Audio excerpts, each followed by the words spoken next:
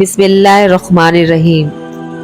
کہیں آپ کے ذہن میں یہ سوال آیا ہے کہ اللہ نے ہمیں فجر کے وقت جاگنے کا حکم کیوں دیا ہے؟ کیا فجر کا وقت صرف عنقریب پڑھنے کا وقت ہوتا ہے؟ کیا اس وقت کے پیچھے ایک راز پوشیدہ ہے؟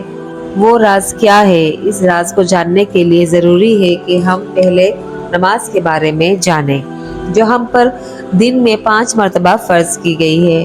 اور یہ 5 نمازیں کس طرح فرض ہوئی، اس کے پیچھے بھی ایک شاندار روزہ ہے جس کا مظاہرہ سفر معراج میں اس وقت ہوا جب حضرت محمد صلی اللہ علیہ وسلم اللہ سے ملاقات کے لیے وقت کے انتہائی مختصر حصے میں 7ویں آسمان سے بھی آگے تشریف لے گئے تھے۔ اس رات اللہ تعالیٰ نے ایک خاص پس منظر میں اپنے حبیب صلی اللہ علیہ وسلم کو آسمان پر بلایا اور اپنے خصوصی انعامات سے نوازا۔ اس مبارک سفر میں اللہ تعالیٰ نے اپنے کرم خاص سے نوازا، انبیاء کرام سے ملاقاتیں کروائی، جنت و جہنم کا مشاہدہ کروایا اور نیکیوں کے اجر و ثواب اور بروں کے انجام و عذاب کا نظارہ کروایا۔ اس عظیم سفر میں بہت سے انعامات سے نوازا، جن میں ایک خاص انعام امت کے لیے نماز کا تحفہ بھی ہے اور قیامت تک کے لیے انسانوں کو اپنے معبود اور خالق سے قریب تر کرنے کا عظیم تحفہ اور عبادت یعنی نماز اسی سفر میں عطا کی گئی۔ معراج کی رات جب آپ صلی اللہ علیہ وسلم کو اللہ نے 50 نمازوں کا حکم دیا تو حضرت موسیٰ علیہ السلام کے کہنے پر آپ نے اللہ سے 50 نمازوں میں نرمی کی درخواست کی، اور ایسا کئی بار ہوا، یہاں تک کہ اللہ نے امت محمدی صلی اللہ علیہ وسلم کے لیے دن میں 5 نمازوں کا حکم دیا، جس کے بعد بھی حضرت موسیٰ علیہ السلام نے آپ صلی اللہ علیہ وسلم کو 5 نمازوں میں کمی کے لیے اللہ کے پاس ایک بار پھر جانے کا مشورہ دیا، لیکن تب آپ صلی اللہ علیہ وسلم نے فرمایا کہ میں نے اپنے رب سے کئی مرتبہ درخواست کر لی ہے، یہاں تک کہ اب مجھے حیا آ گئی ہے، اب میں راضی ہوں اور اس کے حکم کو ہر طرح سے تسلیم کرتا ہوں۔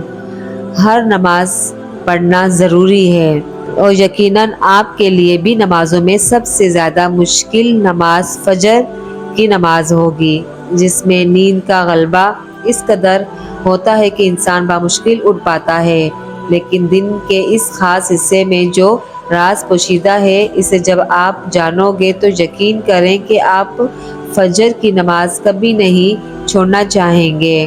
یہاں نماز فجر کے کچھ فضائل سماعت فرمائیے۔ 5 نمازوں میں سب سے اہم نماز فجر کی ہے۔ اس کی اہمیت کا اندازہ اس بات سے لگائیے کہ اللہ تعالیٰ فجر کی وقت کی قسم اٹھاتے ہیں اور فرماتے ہیں، قسم ہے فجر کی اور 10 راتوں کی اور جفت اور طاق کی اور رات کی جب وہ چلنے لگے، یقیناً ان میں عقل مند کے لیے بڑی قسم ہے۔ حضرت عائشہ صدیقہ رضی اللہ عنہا سے روایت ہے کہ حضور اقدس صلی اللہ علیہ وسلم نے ارشاد فرماتے ہیں کہ فجر کی 2 رکعتیں دنیا مافیہ سے بہتر ہے۔ یاد رکھیں کہ فجر کی باجماعت نماز ایک مسلمان کی صداقت اور اس کا ایمان پرکھنے کی کسوٹی ہے۔ عبداللہ بن عمر رضی اللہ عنہ فرماتے ہیں، ہم اگر فجر اور عشاء کی نماز میں کسی آدمی کو نہ پاتے تو اس کے بارے میں اچھا گمان نہیں رکھتے تھے۔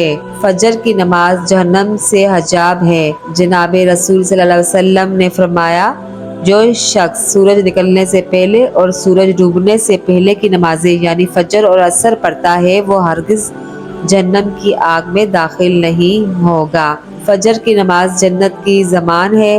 رسول صلی اللہ علیہ وسلم نے ارشاد فرمایا، جو شخص 2 ٹھنڈی نمازیں یعنی فجر اور عصر پابندی سے پڑھتا ہے وہ جنت میں داخل ہوگا۔ فجر کی نماز نہ پڑھنے پر وعید۔ حضرت عبداللہ رضی اللہ عنہ سے روایت ہے کہ جناب رسول صلی اللہ علیہ وسلم کے سامنے ایسے شخص کا تذکرہ کیا گیا جو صبح ہونے تک سوتا رہتا ہے، یعنی فجر کی نماز ادا نہیں کرتا ہے۔ تو آپ صلی اللہ علیہ وسلم نے ارشاد فرمایا، ایسے شخص کے کانوں میں شیطان پیشاب کر دیتا ہے۔ فجر کی نماز کے لیے کسی طرح اٹھیں۔ نمبر 1، رات کو حتی المکان جلدی سوئیے۔ نمبر 2، سوتے وقت فجر کی نماز جماعت سے ادا کرنے کا پختہ ارادہ کریں اور ارادہ کرنے میں مخلص بھی ہوں۔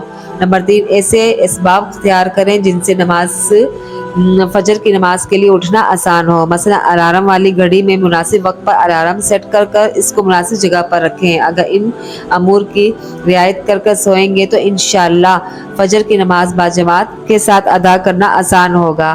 پھر بھی اگر کسی دن اتفاق سے بیدار ہونے میں تاخیر ہو جائے تو جس وقت بھی آنکھ کھلے سب سے پہلے نماز ادا کر لیں، انشاءاللہ تاخیر کا کوئی گناہ نہیں ہوگا، لیکن اس کو معمول بنانا گناہ پر مداوت کرنا ہے جو کسی بھی طرح جائز نہیں۔ دنیا میں کئی ایسے لوگ ہیں جنہیں بے خوابی کی شکایت ہوتی ہے، جس میں وہ ساری رات سو نہیں پاتے اور پورا دن کام کاج کر کے جب رات کو بھی سو نہیں سکتے تب کہیں طرح طرح کی ذہنی اور جسمانی بیماریاں جنم لیتی ہیں، اور اس بیماری کا شکار آج ہر دوسرا تیسرا شخص ہو رہا ہے، جس کی بڑی وجہ اللہ کے حکمات کو پیچھے چھوڑ کر دنیا کی رنگینیوں کے پیچھے بھاگنا ہے۔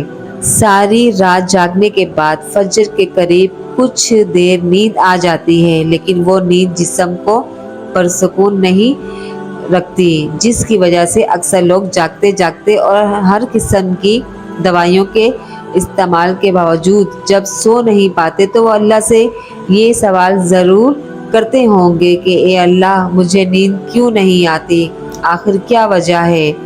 بہت کم لوگ ہوتے ہیں جو اس کیفیت میں اپنے اندر پیدا ہونے والی اس آواز کو سن پاتے ہیں جس سے ان سے کہا جاتا ہے کہ بستر سے نکلو، نماز پڑھو، اللہ کا ذکر کرو، اور یقین کریں جو لوگ اس آواز کو سن پاتے ہیں، اس پر عمل کرتے ہیں، انہیں تا حیات کبھی بھی بے خوابی کی شکایت نہیں ہوگی۔ اس حوالے سے ایک صوفی نظم ہے جسے ایک امریکی مسلم نے ترجمہ کیا ہے اور میں آپ کو بتانے جا رہی ہوں، جس کا ٹائٹل ہے دوبارہ مت سو جانا۔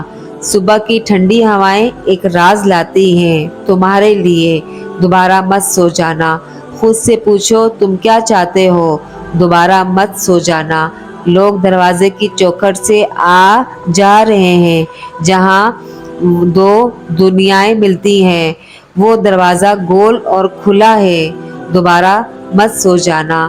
اس نظم میں بیان کردہ دروازہ ہماری دنیا اور دوسری دنیا کا ہے، جہاں سے فرشتے ہر صبح اور شام کو اترتے ہیں، جن کا ذکر اس حدیث پاک میں ملتا ہے، جس میں آپ صلی اللہ علیہ وسلم نے فرمایا ہے کہ رات اور دن میں فرشتوں کی ڈیوٹیاں بدلتی رہتی ہیں، اور فجر اور عصر کی نمازوں میں ڈیوٹی پر آنے والے اور رخصت پانے والوں کا اجتماع ہوتا ہے۔ پھر تمہارے پاس رہنے والے فرشتے جب اوپر چڑھتے ہیں تو اللہ تعالیٰ پوچھتے ہیں، حالانکہ وہ ان سے بہت زیادہ اپنے بندوں کے متعلق جانتا ہے کہ میرے بندوں کو تم نے کس حال میں چھوڑا؟ تو وہ جواب دیتے ہیں کہ ہم نے جب ان کو چھوڑا تو وہ فجر کی نماز پڑھ رہے تھے، اور جب ہم نے ان کے پاس گئے تب بھی وہ عصر کی نماز پڑھ رہے تھے۔ فجر اور عصر کی نمازوں کی اوقات میں سونے سے منع فرمایا ہے، اور وہ یہ کہ سائنس کہتی ہے کہ صبح سورج طلوع ہوتے وقت اور شام کو غروب ہونے سے پہلے سونا نہیں چاہیے، کیونکہ صبح کے وقت زمین پر آکسیجن وافر مقدار میں فراہم ہوتی ہے، جس وقت ماحول تر و تازہ ہوتا ہے اور یہ آکسیجن آپ کو دن بھر فٹ رکھنے کے لیے انتہائی ضروری ہوتی ہے۔ تو جو اس وقت سو جاتا ہے تو وہ اس تازہ آکسیجن سے محروم رہ جاتا ہے، اور عصر کے وقت زمین پر آکسیجن کی کمی ہو جاتی ہے، تو اگر کوئی سو جاتا ہے تو اس کو آکسیجن کی فراہمی کم ہوتی ہے، جس کی وجہ سے جب وہ جاگتا ہے تو اس کے سر میں درد اور طبیعت بوجھل ہو جاتی ہے۔ اور یہی بڑی وجہ ہے کہ دین اسلام میں ان دونوں اوقاتوں میں سونے سے منع فرمایا گیا ہے۔ نماز فجر کے بارے میں ایسے بے شمار فضائل اور بھی ہیں جن کو ہم نہیں جان سکتے۔ اگر انسان ان کو جان لے تو وہ کبھی کوتاہی نہ کرے۔ رسول صلی اللہ علیہ وسلم کا فرمان ہے، اگر وہ لوگ عشاء اور فجر کی فضیلت کے بارے میں جان لیں تو وہ ضرور نمازوں میں حاضر ہوں گے، چاہے ان کو خود کو گھسیٹتے ہوئے ہی آنا پڑے۔ اب آپ خود اندازہ کیجئے کہ ایک طرف ان دونوں نمازوں کی کتنی فضیلت اور اہمیت ہے اور دوسری طرف ان کی ادائیگی میں کتنی سستی اور لاپرواہی برتی جاتی ہے۔ اللہ تعالی ہم سب کو 5 وقت نماز پڑھنے کی توفیق عطا فرمائے، آمین۔